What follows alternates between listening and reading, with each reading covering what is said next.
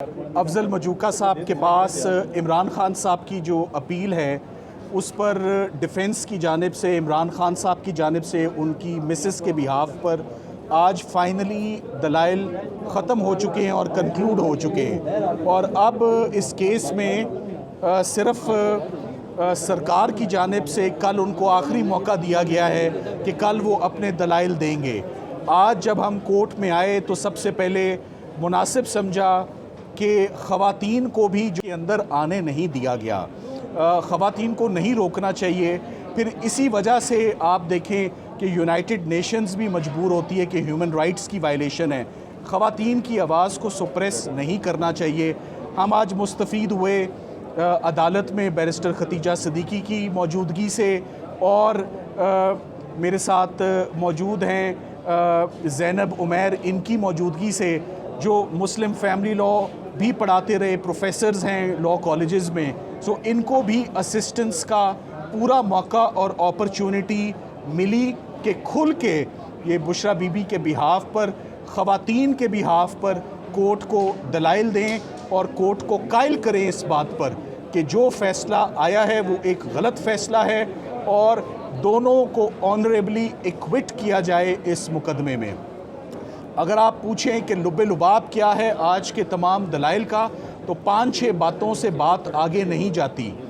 ये इस्तगासा 2100 दिनों के बाद, 2100 दिनों के बाद रुजू का राइट नहीं होता।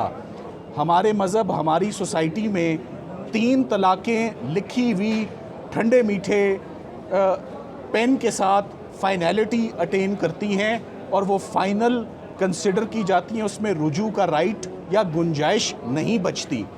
पीरियड ऑफ इद्दत को सुप्रीम कोर्ट ऑफ पाकिस्तान ने अपनी जजमेंट में 39 डेज़ कह दिया है कि ये, और मुफ्ती साहब ने ख़ुद भी कोर्ट में पेश होकर ये कह दिया है कि ये पीरियड कम भी हो सकता है, तो इसके बाद फिर गुंजाइश नहीं बचती।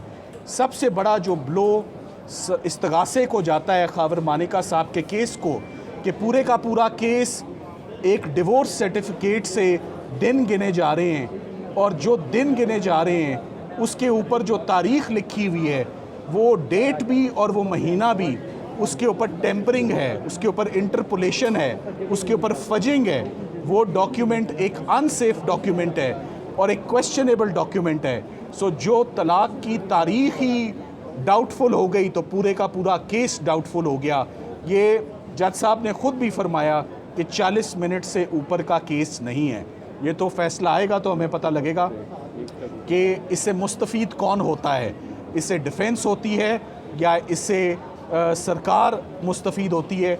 मगर हमें ये याद है कि ये 3 दिन में किया गया ये वही ट्रायल है जो तोशा खाना और साइफ़र के साथ रात 11 बजे तक जिसकी प्रोसीडिंग्स आईं, और 1, 2 और 3 फरवरी को ये ट्रायल कंक्लूड हो गया।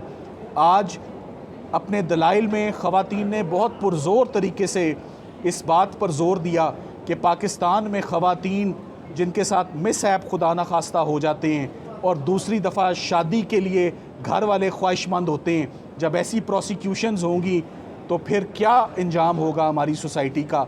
सो पाकिस्तान की तमाम ख़वातीन जज साहब की तरफ देख रही हैं, उम्मीद करते हैं कि वो इंसाफ़ करेंगे और ये कंट्रोवर्शियल केस और ये एक बदनुमा दाग और बेहुदा केस जिसे हम कहेंगे, जो बरकरार इतने दिन से इसमें सज़ा बरकरार जो है, इसको एट द अर्लीस्ट इसको ख़त्म किया जाए।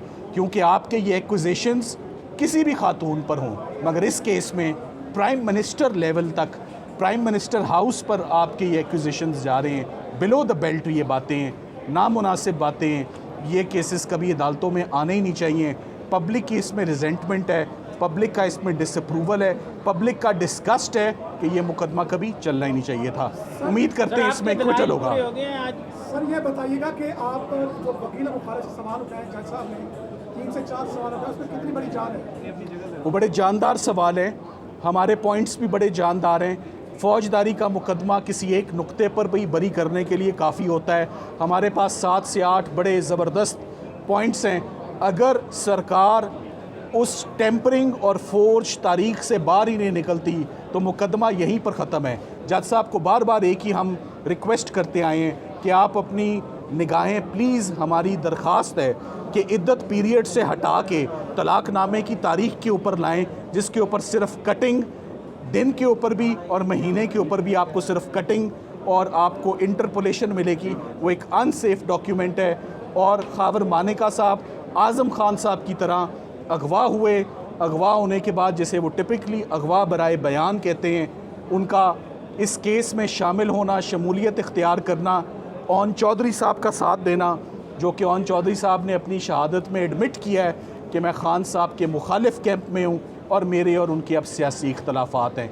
किसी ऐसे गवाह और उसकी गवाही पर इन्हिसार करना विदाउट करॉबरेशन, जो ख़ुद अपने मुँह से माने कि हमारे अब इख्तलाफात और डिफरेंसेस हैं, ये कन्विक्शन बिल्कुल बिल्कुल सेफ़ नहीं है। इसका एक ही अंजाम होगा, acquittal, pure and simple. Thank you very much.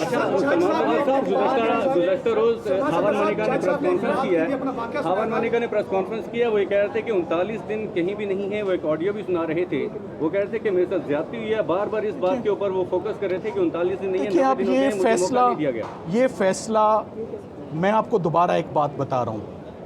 मैंने जज साहब को 2-3 दफ़ा अपनी गुजारिशात में रिक्वेस्ट की है कि मैं पीरियड ऑफ इद्दत पर बात किए बग़ैर, उनको डिस्कस किए बग़ैर ये केस बनता ही नहीं है। देखिए, आप सब लोग साइफ़र में आते रहे जी, और मैं आप सब से सुनता रहा कि हमें तो ख़ुद बहुत साइफ़र की अच्छी समझ आनी शुरू हो गई है। आप इद्दत और निकाह के केस में आ रहे हैं, 496 का जुर्म है, उसमें लिखा हुआ है किसी शख्स के साथ धोखा या फ्रॉड हो जाए। किसके साथ फ्रॉड हुआ है? इमरान खान साहब के साथ फ्रॉड हुआ है? नहीं, वो तो ख़ुद मुल्ज़िम है। बुशरा बीबी के साथ फ्रॉड हुआ है? नहीं, वो तो ख़ुद मुल्ज़िम है। तो फ्रॉड किसने किसके साथ किया है? खावर मानेका साहब के साथ अगर फ्रॉड हुआ है कि वो रुजू नहीं कर सके, तो सिविल कोर्ट्स के दरवाज़े 6 साल के लिए बंद नहीं थे कि वो जाके रुजू की दरख्वास्त ना डाल सकते। और 6 साल के बाद जो अदालतों में आता है और इतने डाउटफुल केस के साथ आता है, उसको अदालतें इंटरटेन नहीं करती।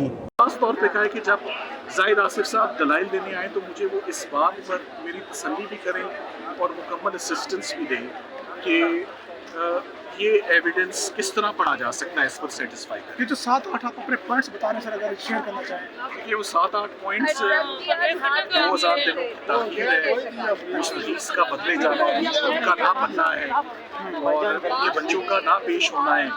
निकाह नामा जो है, जो डिवोर्स है, तलाक़नामा, उसके ऊपर जो तारीख है उसमें इंटरपोलेशन है, उसमें फजिंग है, उसमें कटिंग है, सेफ डॉक्यूमेंट ही नहीं है।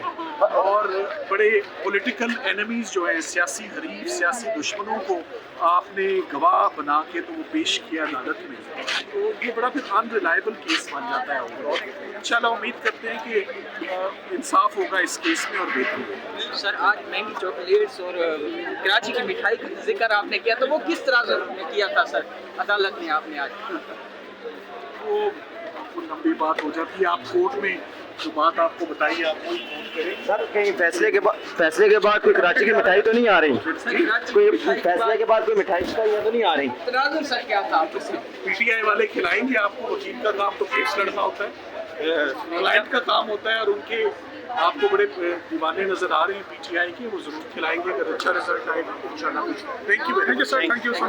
पिंच ऑफ सॉल्ट, मेरा ख्याल है कि ऐसी ये आज़ादाना गवाहियाँ नहीं हैं।